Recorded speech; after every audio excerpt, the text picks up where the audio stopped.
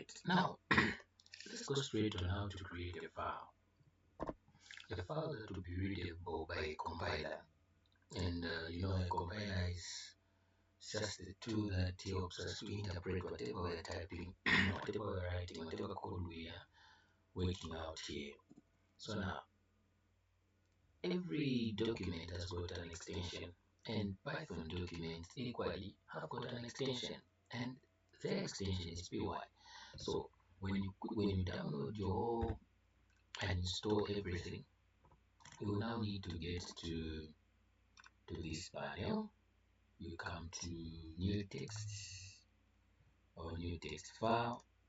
Okay, so once you click on new text file, you can either use Ctrl+N or new text file. So you have it like this. It will come like not titled here. Okay, so what you do is you go to this panel and save it. So when saving it, I want you to create a folder where you'll be following things through.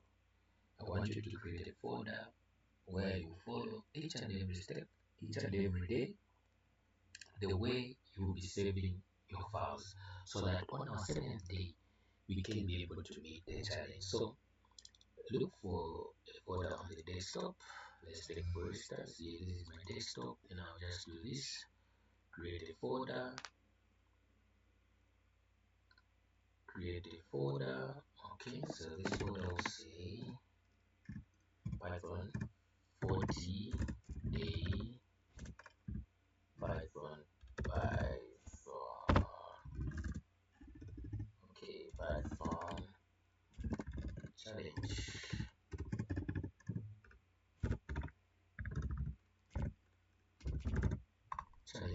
Then once you do this,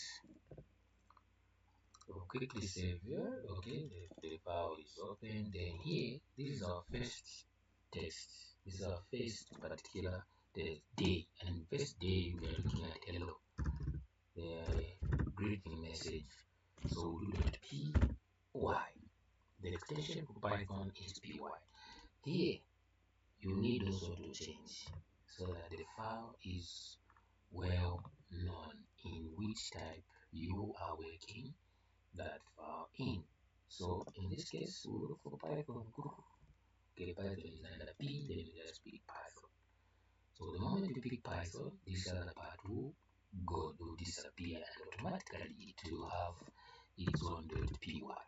Okay, so then if we remove it like this, most computers will be able to interpret it as a Python file because it will be saved automatically. It has put itself. Thank you very much. This is the way we are going to be saving our files every day. There will be no video that will explain again on how we'll be saving each and every day's file. Then for those that will need certificates at the end of the day, these files are to be submitted in order for you to be seeing how you've been following the process, and at the same time the final, especially those the final day project is what will be live. It will be live and people will be coding online where we shall be observing. Thank you very much. God bless you.